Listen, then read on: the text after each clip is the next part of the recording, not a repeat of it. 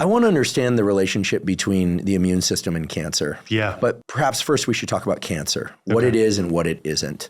I think there's a lot of misunderstanding out there that cancer did not exist in our not so distant past. I mean, you hear this, like people say, oh, cancer is a new thing because of the advent of, all these devices with EMFs and radiation. That's certainly not what I believe. Has cancer been around a very, very long time? Do we have evidence for that? Yeah. I mean, if anyone's really interested, I would highly recommend this book, The Emperor of All Maladies, which is really a biography of cancer as a disease, and talk about, the long history of going back as far as there's records of tumors of various kinds and the misery associated with that. We have a very different understanding of cancer right now, right? And I think cancer is one of the most sophisticated, where we have one of the most sophisticated genetic understandings of disease. Doesn't mean we can always do things about it, but now we can understand mutations that accumulate in cells. And all of a sudden, so the DNA inside of a healthy cell is there programming. So if you have a skin cell, your DNA is programming your skin cell to be a skin cell. In cancer, all of a sudden, some combination of mutations emerge in that cell that lose its normal regulation. The skin cell is no longer getting the proper signals from its DNA to stay in the right place, and it goes and switches into a mode where it's dividing out of control. And the result is that those cells will then transform into cancer cells. They'll start dividing. They'll lose the normal architecture. The risk is that they can disrupt things in the tissue where they are, or that further mutations can accumulate and they can actually start spreading into distant sites in the body. And that's metastasis, when a cancer goes from one local site to another part of the body. And as that happens, those cancerous cells, it's really an evolutionary process where those cancerous cells have acquired new genetics that are focused on their well-being. Those cells are dividing, they're growing out of control, and they're taking the resources. They're growing at the expense of the normal coordination of the human body, and that's really at its core what cancer is. It's a genetic disease where cells lose the normal regulation and are dividing out of control in various tissues. I can see the picture in my mind where otherwise healthy cell gets a mutation. We can talk about how mutations arise, and then starts spitting off daughter cells, as it's referred to. Yep. Why would the daughter cells inherit the mutation necessarily to then create more cells? Because that's the proliferation of the tumor. Yeah. Certainly cells propagate their DNA into their daughter cells, but I could imagine a situation where every day, some of our cells get a mutation, spit off a couple daughter cells, and then those daughter cells are terminal, as we say, right? And they don't create more cells. Is that happening all over the body every day?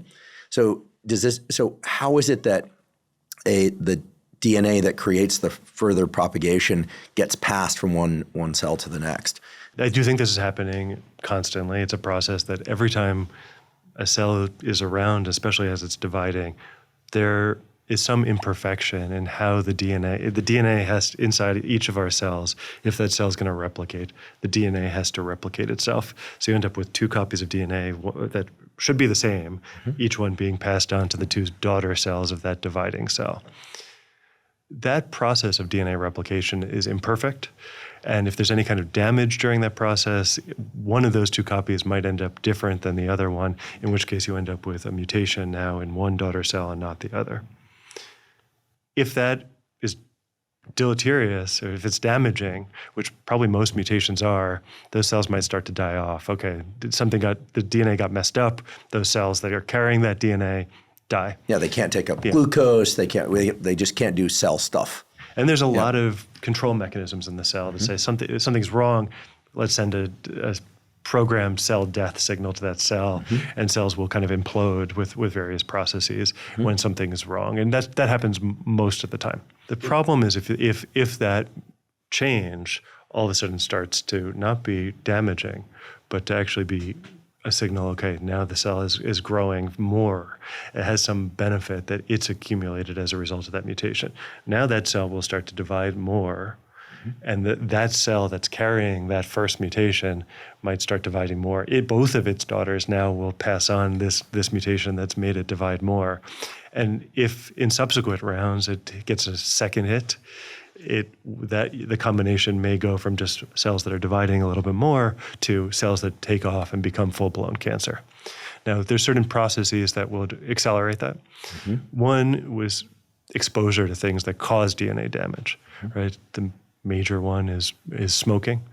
So when smoking causes chemicals to go into your lungs, the lung cells get exposed to these chemicals that then cause higher amounts of DNA damage, more mutations. And just as you have more mutations at a higher frequency, you're more likely to accumulate a set of mutations that will gradually go on to cause the generation of cancer. Another way that this process can be accelerated is that some people carry an underlying genetic predisposition to cancer. So you will likely have heard of the BRCA or the BRCA genes, which predispose to breast cancer and other types of cancer. There, people start with one copy that's already setting them on a road to higher risk of mutations accumulating, and the whole process happens with a higher frequency. And so this march towards cancer cells is more likely to occur in people with that type of predisposition. How common is the BRCA mutation? Is it equally distributed in men and women?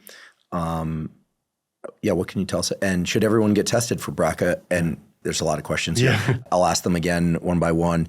And then, of course, we'll talk about things that could be protective, but certainly avoiding smoking would be paramount. Yeah. So how common is BRCA? So in terms of mutagens, like the big ones are smoking, sun exposure for melanoma. I know the balancing features of sun exposure. Yeah, we can talk about that. But clearly UV is a risk factor for DNA damage in the skin. I'm perfectly happy going on record. The things I've said around sunlight have been contorted so many different ways. It's like a pretzel twist now. No, it's more like one of those balloon animals at a party, but it's not.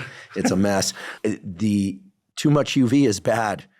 For skin cells, it's just bad. You need some, but too much is bad. Long wavelength light is great, and therein lies the challenge. Yeah. But love sunlight, but you don't want excessive UV. Don't avoid getting sunburn, folks. Yeah, thank you. So, the BRCA mutation. I have a personal relationship to this because I lost both my graduate advisor and my postdoctoral advisor to BRCA mutation-related cancers. 50 and just a little bit older than 60 in the other, and brutal, especially when one of them, I know they're kids, and it's just for young people getting cancer, and I know they're childhood cancers, but BRCA seems pretty common. I don't know the numbers off the top of my head. I mean, they're not the major numerical causes of cancer. In the scheme of cancers that develop, it's a minority. It's a relatively small set number of the full set of cancers. The problem is if you inherit a BRCA mutation, as an individual, you have a very high risk of developing cancer. So as an individual, your risk goes way, way up, and of certain types of cancer in particular. And we can all get tested for it now pretty cheaply, right? Yes. Yeah. Yeah, that's certainly recommended if there's a family history of cancer for BRCA mutations and a couple of other ones. But you're right, the tests are available. And you asked about men and women. Mm-hmm. It actually was men were some of the ways that those BRCA genes were identified. Because it's so rare for men to develop breast cancer. The ones who did develop it, there was a thought, well, maybe there's an underlying genetic predisposition, and that helped identify those genes.